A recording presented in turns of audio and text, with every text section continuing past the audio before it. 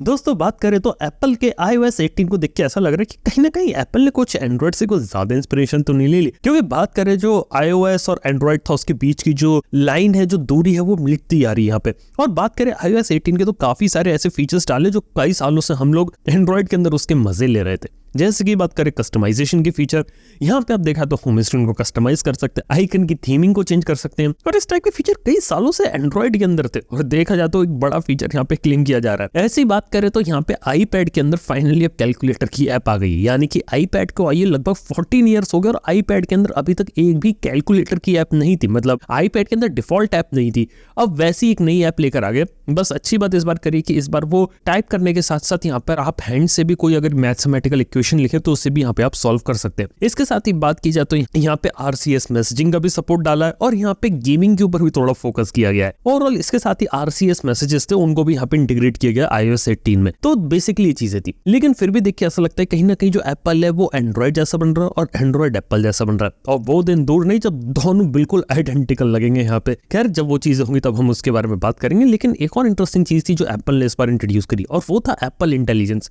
अब इससे रिलेटेड सवाल ये कि मार्केट में AI के नाम चल रहा है और आर्टिफिशियल इंटेलिजेंस को बना दिया एप्पल ने अपना एप्पल इंटेलिजेंस। लेकिन क्या वाकई में एप्पल की जो इंटेलिजेंस इंटेलिजेंट है? क्योंकि सच बात बताऊं, एप्पल इंटेलिजेंस की ज्यादातर चीजें आप ऑलरेडी एंड्रॉइड के काफी सारे फोन्स में कर सकते हैं। यस, ये चीज मैंने खुद ने यहाँ पर ऑब्जर्व करी है और धीरे धीरे एंड्रॉइड के अंदर बेटर इंटीग्रेशन हो रहा है। बस एप्पल वालों को यह बेनिफिट मिला है कि यहाँ पे जो AI इंटीग्रेट कर रहे हैं उसके अंदर वो चैट GPT का भी सहारा ले रहे हैं, जिसके लिए आपको अलग से यहाँ पे परमिशन देनी पड़ेगी। और हाँ, चैट GPT अगर आप यूज करेंगे तो वहां पे आप और बेटर AI फीचर का यूज कर पाएंगे, क्योंकि आज के समय में मार्केट में जो सबसे बेहतरीन AI है वो चैट GPT है।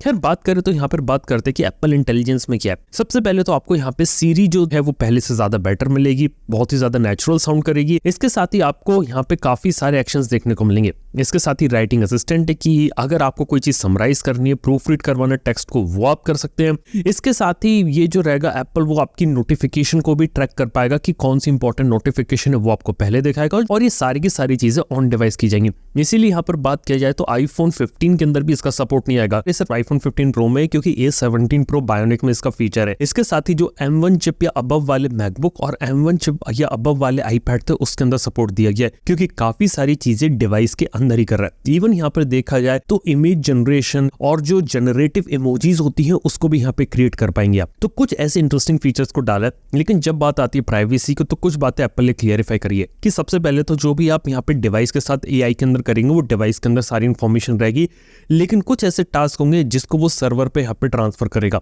और जो चीजें बैकएंड में होंगी वो एप्पल के सर्वर्स होंगे, वो वहां पे वो सारी चीजें सिक्योर रखी जाएंगी।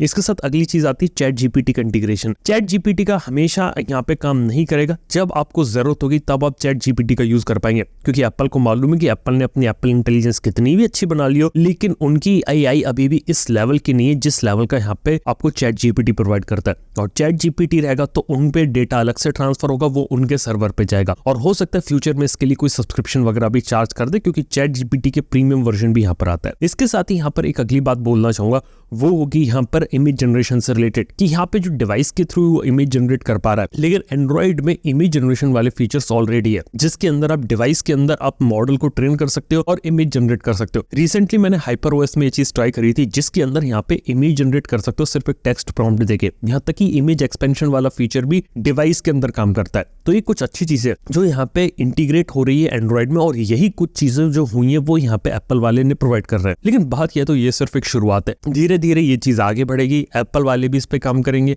और ये चीजें बेटर होती रहेंगी।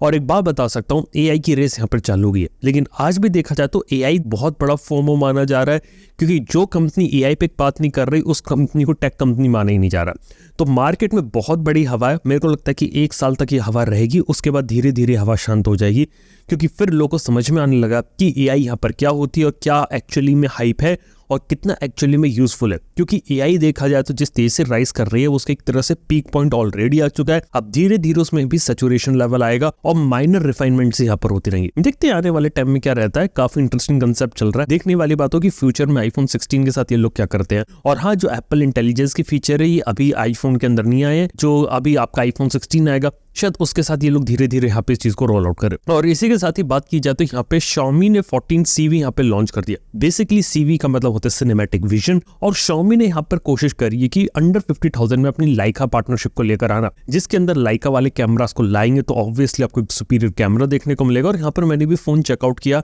काफी इंप्रेसिव लगता है, काफी स्लिम है, स्लीक है, और डायरेक्टली देखा है तो Vivo के V30 Pro से कम्पीट कर रहा है, Samsung A55 से कम्पीट कर रहा है, यहाँ तक कि OnePlus के 12R से भी कम्पीट कर रहा है, क्योंकि प्रोसेसर 8S Gen 3 है। उसके अंदर भी कुछ AI वाले फीचर्स इन्होंने डाले हैं। यहाँ तक की बात करें तो उस फोन के अंदर आपको काफी सुपीरियर कैमरास देखने को मिल रहे हैं, और ओवरऑल बात की जाए तो काफी बैलेंस फोन यहाँ पर बना है। यहाँ तक कि सामने की तरफ आपको अल्ट्रा वाइड एंगल लेंस का कैमरा भी देखने को मिल रहा है, डुअल सेल्फी कैमरा, हालांकि वो यहाँ पे डायनामिक आइलैंड की यहाँ पे याद दिलाई देता है। ओवरऑल बात करें तो CV काफी ज्यादा प्रीमियम फोन यहाँ पे उन्होंने इंट्रोड्यूस किया है, और Xiaomi इसके अंदर थोड़ी सी एग्रेसिवनेस रखी है। ओवरऑल बात किया तो 40 से लेकर 43,000 में Xiaomi के लिए एक चेंजिंग वाला मूवमेंट हो सकता है, जहां पे आपको एक सुपीरियर प्रोडक्ट यहाँ पे प्रोवाइड किया जाए जिसको ये लोग मार्केट में प्लेस कर सके। तो देखने वाली बात ये रहेगी कि Xiaomi के अंदर जो नया प्रीमियमाइजेशन हो रहा है जिसको यहाँ पे सपोर्ट कैसा मिलता है। आज भी देखा तो Xiaomi के अंदर जो Redmi लाइनअप होती है बहुत ज्यादा बिकती है। Xiaomi 14 को इंट्रोड्यूस किया गया था, Xiaomi 14 Ultra आया था जो 1 लाख रुपए का फोन था, लेकिन लगता है कि Xiaomi 14 CV कैसा फोन रहेगा जिसके ऊपर लोग शायद एक बार जाने का सोचे। कैमरास काफी अच्छे, डिस्प्ले के अंदर काम किया गया है, काफी सारी चीजों पे यहाँ पे काम किया गया है, तो शायद एक अच्छा मार्केट में प्रपोजिशन क्रिएट कर सकता है। देखने वाली बात होगी। और ऐसी बात करें तो बजट के अंदर यहाँ पर मैं नथिंग के बारे में बात कर सकता हूँ। नथिंग से रिलेटेड एक दो इन्फॉर्मेशन आई है। पहले पता चलता कि नथिंग फोन 3 शायद इस साल नहीं आएगा, शायद वो अगले साल देखने को मिलेगा, जैसा यहाँ पे रिपोर्ट्स वगैरह आई थी, और जो कार्ल पे ने वीडियो था उसे देख के तो ऐसे लग रहा है। लेकिन उसके बदले में जो नथिंग है वो यहाँ पे CMF ब्रांडिंग के अंदर अपना एक नया फोन निकाल सकती है, जिसका मतलब बताऊं क्या होगा। यहाँ पे CMF के अंदर यहाँ पे नथिंग वाले अपने मोबाइल फोन को निकालेंगे, जिसके अंदर पता चला इसका बॉक्स प्राइस 19,999 हो सकता है। अब कहा जा रहा है कि नथिंग फोन 2A जो आया था उसी का छोटा भाई होगा, और CMF फोन 1 की जो लीक्ड स्पेसिफिकेशन है वही कहती है 6.67 इंच का full HD plus OLED display होगा, 120 हर्ट्ज का रिफ्रेश रेट। यहाँ पे नया MediaTek Dimensity 7300 होगा, जो Dimensity 7050 आया था ना वैसा ही रीब्रांड कर रही है, उसी के अंदर कुछ चेंजेस कर रही है, ज्यादा कुछ है नहीं। इसके साथ ही up to 8GB of RAM है, 256GB की मैक्सिमम स्टोरेज मिलेगी। यहाँ पे देखा है तो 50 MP का मेन कैमरा होगा, 16 MP का सेल्फी होगा, 5000 mAh की बैटरी, 33 वॉट की चार्जिंग होगी, और देखा है तो रिमूवेबल बैक पैनल भी हो सकता है इसके अंदर। लेकिन एक बात देखने वाली बात है कि इसकी प्राइसिंग क्या रहती है। अगर 20,000 रुपए बॉक्स प्राइसेस की कोट की जा रही है तो मेरे को लगता है कि शायद 17,000 में इस फोन को अवेलेबल करवा सकते हैं। अब 17,000 रुपए के हिसाब से ठीक ठाक फोन लगता है, लेकिन नथिंग को भी इंटरेस्टिंग लग रहा है कि जहां पिछले साल तक ये लोग प्रीमियम चिल्ला रहे थे, इस साल ये लोग थोड़ा मिड रेंज और बजट पे थोड़ा ज्यादा फोकस नहीं कर रहे हैं। ये इस फोन के बारे में अगर टीजर वगैरह निकाल दिया ना, समझ जाइए आने वाले 15-20 दिन के अंदर ये फोन लॉन्च हो जाएगा, तब हम इसके बारे में और बात कर लेंगे। मेरे को लग रहा है कि जुलाई तक तो उसका लॉन्च यहाँ पे कर ही देंगे। बाय द वे ये थी इस हफ्ते की कुछ इंटरेस्टिंग टेक न्यूज, और मैं आपसे मिलता हूँ अपने नेक्स्ट पॉडकास्ट के अंदर। Good bye.